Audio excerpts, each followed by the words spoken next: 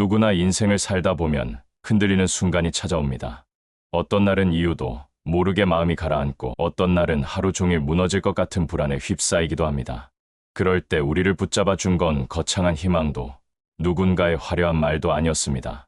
그냥 아무 일도 일어나지 않는 소소하고 평범한 하루였죠. 햇살이 은은하게 들어오는 아침, 따뜻한 차 한 잔을 마시며 맞이한 고요한 오후, 그리고 조용히 흘러가던 밤. 격렬한 감정이나 커다란 사건이 아니라 그저 흘러가듯 지나간 하루가 오히려 우리를 지탱해주곤 했습니다. 오늘은 바로 그 조용한 하루의 힘에 대해 나누어 보려 합니다. 말하자면 삶을 버티게 해준 건 결국 크고 대단한 게 아니라 작고 고요한 시간이었음을 함께 느껴보려 합니다. 첫째, 평범한 아침의 힘. 우리는 늘 뭔가 특별한 하루를 꿈꾸지만 사실 우리를 버티게 하는 건 가장 평범한 아침일 때가 많습니다.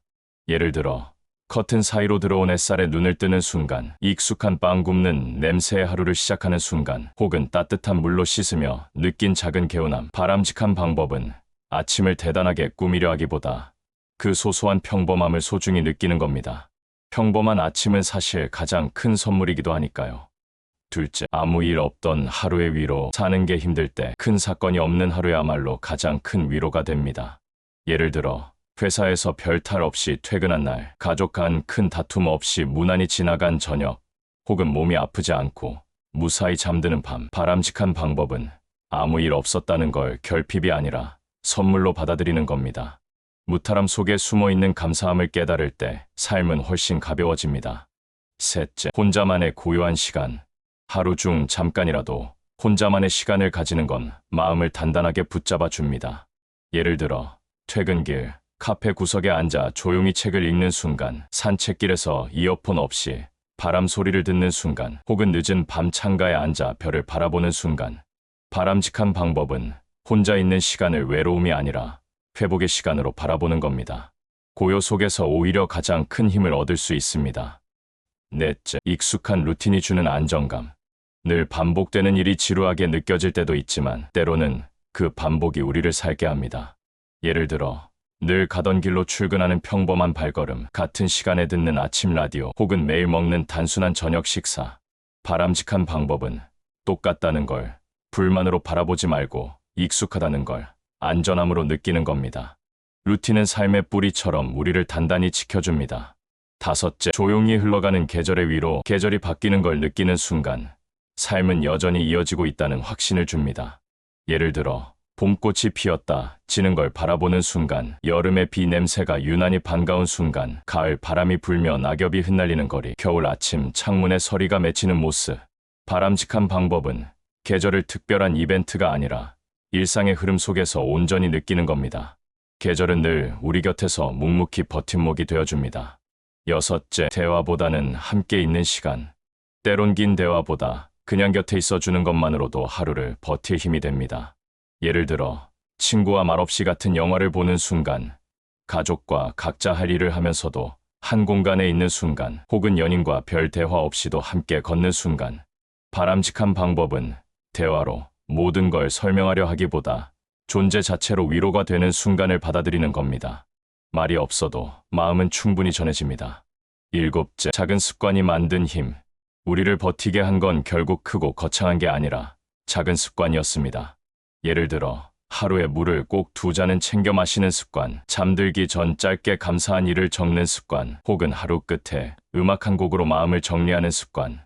바람직한 방법은 거창한 목표보다 작은 습관 하나를 지켜내는 겁니다.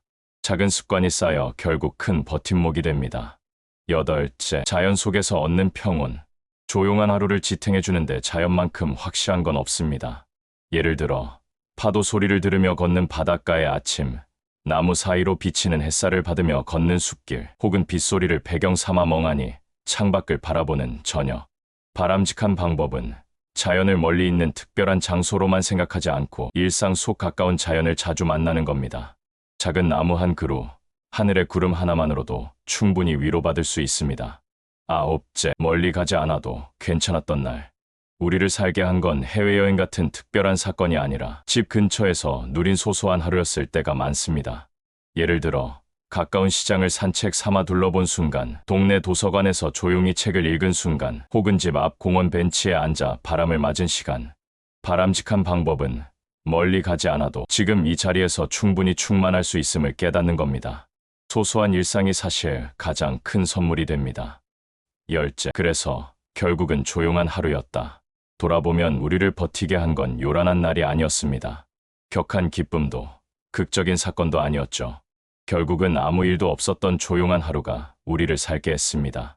예를 들어 평범하게 웃었던 저녁 식탁, 특별할 것 없지만 따뜻했던 안부 전화, 혹은 그냥 무사히 끝난 하루. 바람직한 방법은 오늘 하루가 단조로웠다고 불평하기보다 무사히 지났다는 것만으로 감사해야 하는 겁니다. 결국 그것이 우리 삶을 지탱해 줍니다. 오늘은 나를 버티게 한 건 결국 조용한 하루였다라는 주제로 이야기를 나누었습니다. 우리를 지탱해 준 건 화려하거나 특별한 날이 아니라 아무 일 없었던 조용한 하루였습니다. 평범한 아침, 아무 일 없던 하루, 혼자만의 고요한 시간, 익숙한 루틴, 계절의 흐름, 함께 있어준 사람들, 작은 습관, 자연의 위로, 가까운 일상. 이 모든 게 우리 삶을 버티게 했던 힘이었습니다.